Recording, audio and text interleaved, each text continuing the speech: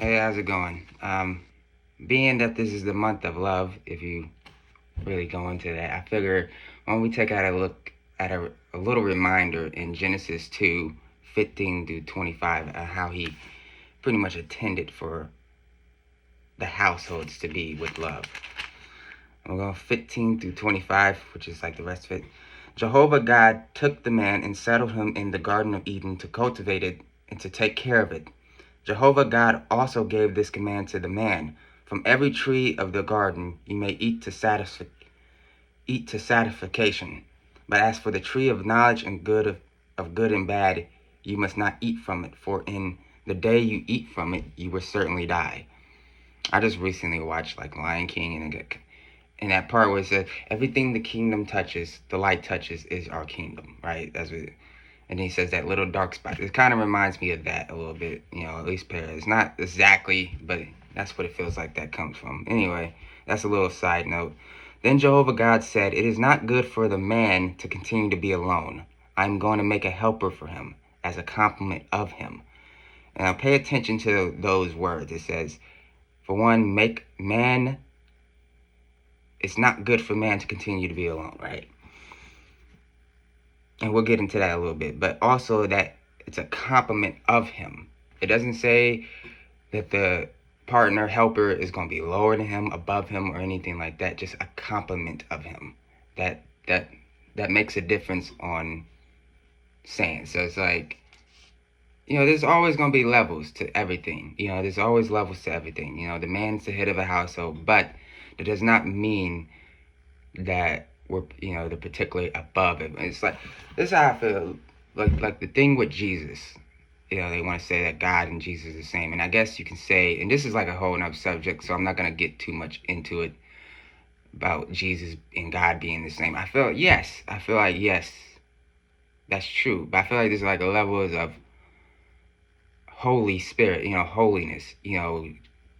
Jehovah gave the spirit of the dove into Jesus, even though he was already perfect even before that. That's what I feel like. After that point, that's when he started doing his gifts. And yes, obviously, but he had to get baptized for a reason. But anyway, I'm not gonna get into that. That's a whole nother subject. This is about love, so I'm gonna keep it on this. Now Jehovah God had been forming from the ground every wild animal of the field and every flying creature of the heavens, and he began bringing them to the man to see what he would call each one. And wherever the man would call each living creature, that became its name. So the man named all the domestic animals and the flying creatures of the heavens and every wild animal of the field, but for man there was no helper as a complement of him. So Jehovah God caused the man to fall into a deep sleep, and while he was sleeping, he took one of his ribs and then closed up the flesh over its place. And Jehovah God built the rib that he had taken from the man into a woman, and he brought her to the man.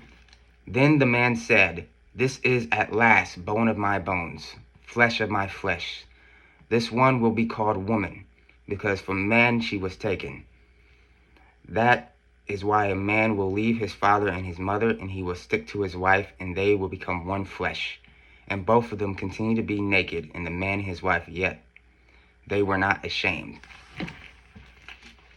So that's just like one little reminder how I feel like, how we get amidst that. Satan obviously wants us to paint this picture about equality, saying that's what Satan wants us to feel like. He wants us to get away from these type of teachings, because he knows with this type of love, just imagine what world we would be in if if this is how we viewed it, and this is how we should view it. Most people want to, and that's Satan. He wants to put it in like, you want to be, the man's the head of the household. You don't want to be independent. It's like, yeah, you need your own self-love, obviously. You know what I'm saying? That's why I'm saying it's like, it's not like Jehovah said she's a servant of the man. She's a complement of him. There's equal in this, but at the end of the day, when the man's the head of the household, because that's how Jehovah is made. Like I said, there's always levels to everything, but as long as they are in commandments with God's laws, we can figure out how to, implement that into our daily lives now, even today, even with the Bible being as old as it is. They want us, bring down his word, his scriptures, but don't think of the fact that the Bible is the most translated book in the entire world. Out of any book you can think of, the Bible is going to be on top as being having multiple languages and things like translations of the Bible. It's just like it's the most translated book ever. Satan can't take that away from him. It's still around. Anyway, the point is, I feel like we just have a confused with this whole love thing, and I feel like we need to show more love. And it's like, even if you don't have anyone, this is not saying to go out and rush to go find somebody. I'm more bring this up as a reminder. Like I said, it's really a reminder how it was meant to be. And most people don't want, they look at that like control, because again, it's all control. We want control of everything, you know what I'm saying? And when we feel like our free will is being tampered with if we don't control everything. But in reality, Jehovah is doing what's best for us at the end of the day. It's like we like to think we know what's ahead, what's going to happen, how this detail and this detail, that detail is going to end up, for me to end up being where I want to be up. But then you might end up running to things, and because you didn't have, that guidance, you might end up going more downhill, than, when you try to rely on your own understanding, that's when anxiety and stresses and things like that out of life they're going to hit you. When you don't have that hope, you don't have that Holy Spirit that's within you. Let's look at some scriptures. Let's look at some scriptures. Jeremiah 29:11. For I well know the thoughts that I am thinking toward you, declares Jehovah. Thoughts of peace and not of calamity, to give you a future and a hope. Proverbs 3:5-6. Trust in Jehovah with all your heart, and do not rely on your own understanding. In all your ways take notice of him, and he will make your path straight. It's like most people just look at, you don't know what they're talking about. I just do it on my own. It's like that's that mental attitude we typically have towards these things, like, because that feels like it's going against my free will. What do you mean he knows what's best for me? I know what's best. Do you? Romans 8:28.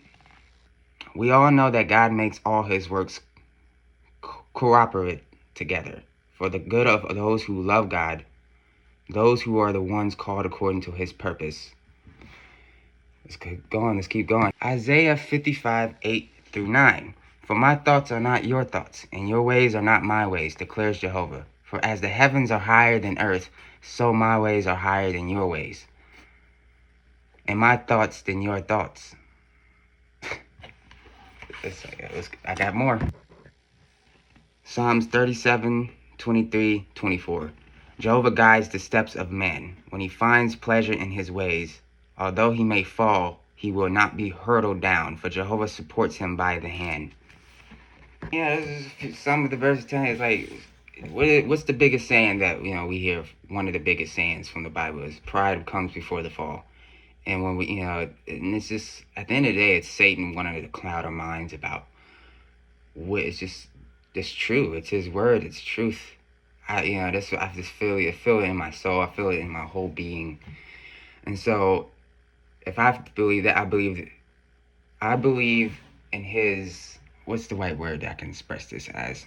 The point is, I put my faith in him, and I really, these words just completely resonate with me completely. And I just and so if I can feel like that, with allowing him, and most people are scared of that because they feel like that's giving up control. Giving up control, once you do it, it's just like when you give control to God, something higher than yourself. Me, it's God. He's the most high to me. He is the most high. I'm just, not to me, he is. But Satan wants to, ruin that picture. You know what I'm saying? But I'm not falling for it. But it's like, if I can, I'm single. So it's like, and I'm not particularly looking for it. It's like thinking but it's just like, I'm open to it. It's if it's meant for me to have a kingdom spouse in that sense that he's, if he feels like I'm not meant to be alone and I'm meant to have a bone of my bone, and it's a huge responsibility, but I have faith that he'll guide me through it. So I just figure, being in February, I mean, yeah, I don't go too much into like holidays too much, but it's also Black History Month, but that's besides the point. But yeah, I don't know. Just if I put this out here, I think it's pretty much needed. It's a reminder of what it's meant to be. How love is meant to be expressed. It's a compliment. You're a compliment to each other. You're not like, forget all the these worldly views that they have about control. You know what I'm saying? It's like Jehovah knows what's best for you. It's like you think you do, but it's like I said, the heavens are higher than the earth. His thoughts are higher than ours. Anyway, it is what it is. That's a whole nother topic about giving control to, higher source.